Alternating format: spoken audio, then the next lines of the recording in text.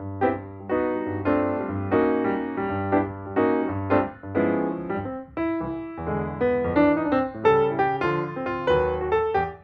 everyone and welcome to the first edition of this week's Isolation Interviews. Now my next guest has been on the music scene for a few years and first came to my personal attention when she delivered a banging set on the Diva Women's stage at Pride in London last year. Her new single Queen is out right now, so let's find out more about the woman behind the music by saying a massive hello to Elena Ramona. Hello, everybody. Hello. Thank you so much for joining us. It's hot today, isn't it? Oh, yes. Yeah. Absolutely. I mean, very hot. Unfortunately, I don't have to have anything on below the waist. So, should we cut that? No, let's just leave it in. Who cares? Right. So, question one, same for everyone. How has lockdown been for you, Eleanor? I've really loved it. I can't lie. I've had before lockdown, I was so stressed. I had so much going on. I had too much going on. And I wasn't giving myself that space to just calm down and just exist for a bit.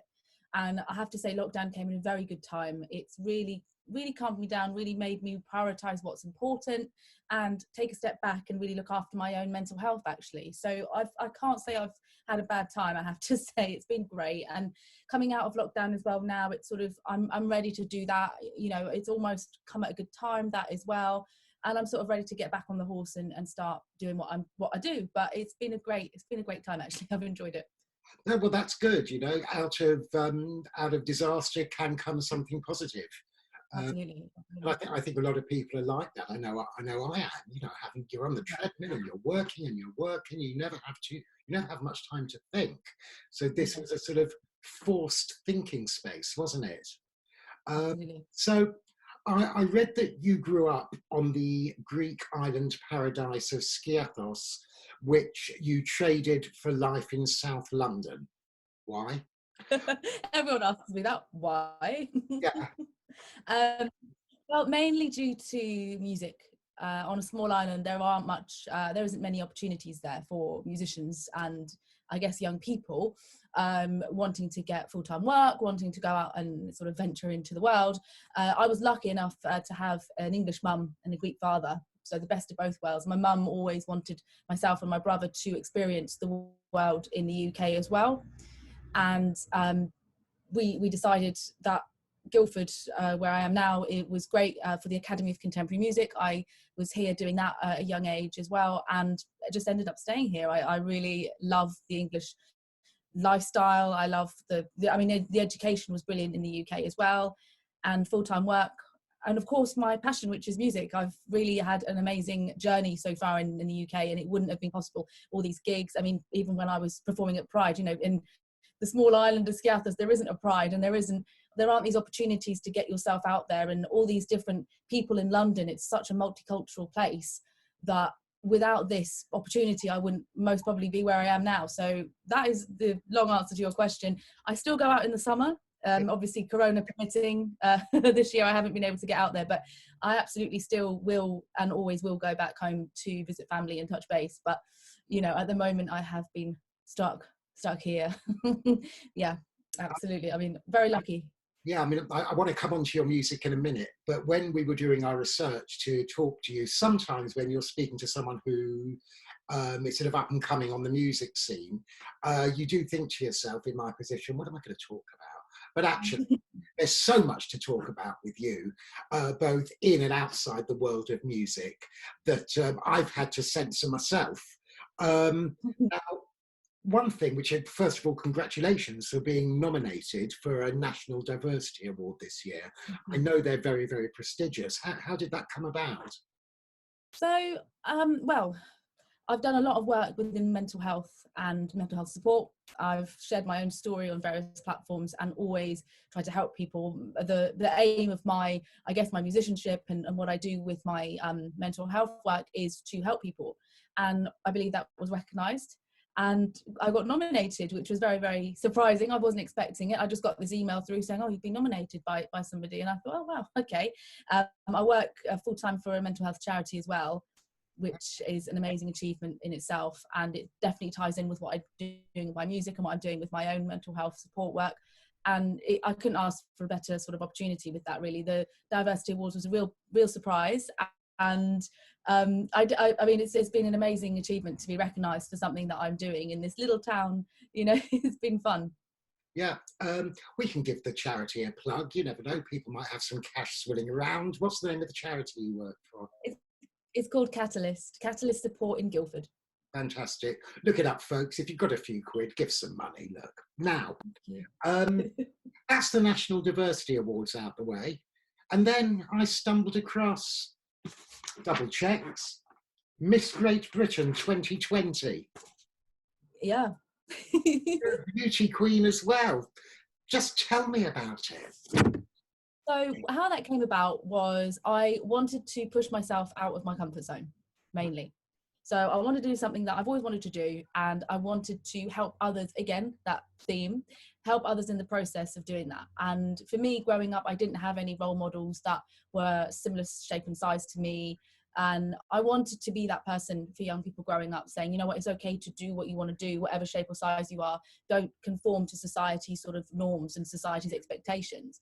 And that was my main reason for going into such a kind of controversial competition. I didn't know what to expect when I went in there, but actually I was very pleasantly surprised. Everyone was really supportive, and the girls, there were all different shapes and sizes, different ethnicities. It was absolutely amazing, and a lot of these girls are still my friends today. And the competition, it was a big surprise to make the finals, because of course not everyone gets through to that stage. It was quite a difficult process, and getting through to that stage itself was absolutely amazing, and such an achievement for me at 30 was, you know, it was an amazing achievement, and I'll always treasure it, and I want to do it again next year. So something must have happened that went right, because I want to come back. Fantastic. So it's kind of moved on from the 70s, where it's all about kind of bullies in bikinis and kind of middle-aged men in the judging panel making slightly lewd comments.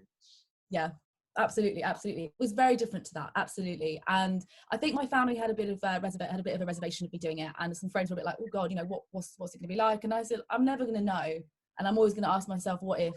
And it's something that I'm really, really grateful that I did, and I'm really happy that I followed my instinct and went with it, because I would definitely recommend it to people, especially someone who's suffering with a bit of with a confidence issue or something like that. Definitely put yourself out there and just have fun, because that's what we all did. We just had so much fun, and everyone was dressed up so amazingly, and the hosts were really nice, the judges were really nice. It was such a cool experience, and there was also a party at the end, which was really fun. Lots of nice food. Oh, fantastic. Now that's the Greek half of you coming out, isn't it? The first thing That's what I was going to say, that is the food. Fantastic. oh yeah, you also do some anti-bullying campaigning, don't you? I do. Yeah, I do. So I'm an ambassador for Bullies Out, which is a leading charity in Cardiff, and they work with the bully, they work with the bullied, and they also work with the bystander. They also go into schools and do workshops with kids and teachers. So obviously not at the moment, but they would normally go into different schools and do workshops like confidence boosting workshops about different people, differences. And it's a really, again, a really an amazing achievement to have got on that panel as well, because come when the schools do open, I will hopefully be going into schools talking about my own experiences with bullying and my own mental health, to try and help others and try and prevent anything like that happening to somebody. Now, music. I said we'd talk about it. It's really why you're here. Although I have to say, you're a very impressive person. I could bang on about these issues for hours. But your new single, Queen, came out on Friday. And asking about on Spotify, I couldn't help but notice that it's a very big departure from most of your back catalogue, which is sort of slightly dancey, very soulful. So is rap a new direction, or are you just sort of dipping your toe in the water to see how it goes? I'm dipping my toe in the water. I've made a realisation through lockdown, actually, that I spent so much time wanting to be noticed and wanting to be famous that I kind of forgot why I was doing music in the first place. And now I'm doing music that I want to do, and I'm doing music that I love, and I'm dipping my toe in the water, working with different artists, and just kind of getting my name out there in different platforms, but not for the whole sake of being noticed or to make a statement, more to enjoy it a bit more and go out of my comfort zone and sing for what I really want to sing for. Yeah, because you studied music, didn't you? Yeah, I did. And so what was the intention, always to take this direction, or were you intending to be a classical musician? What was plan A? Well, funnily enough, in school, when I was in school, I was classically trained. So I was trained in opera, mainly.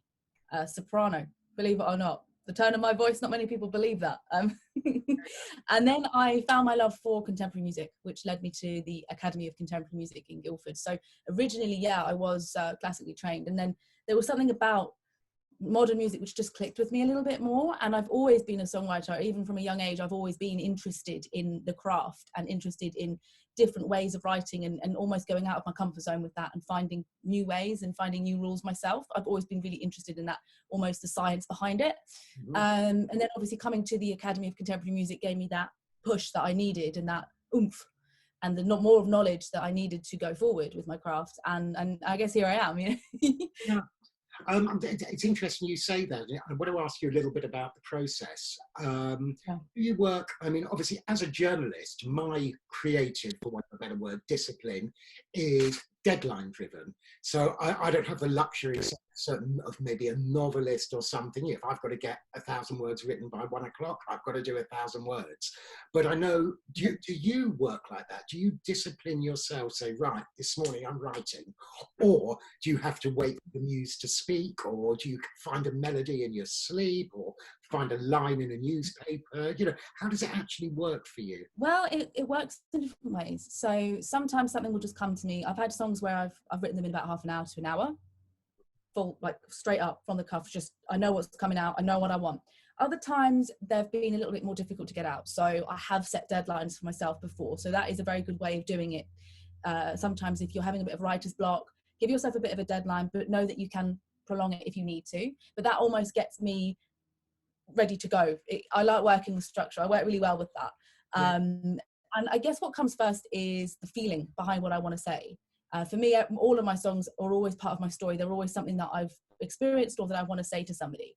And that normally comes out first. And then I will structure it in either a rhyming sense or a cleverly songwriter's way, instead of just being words that don't make sense to many people.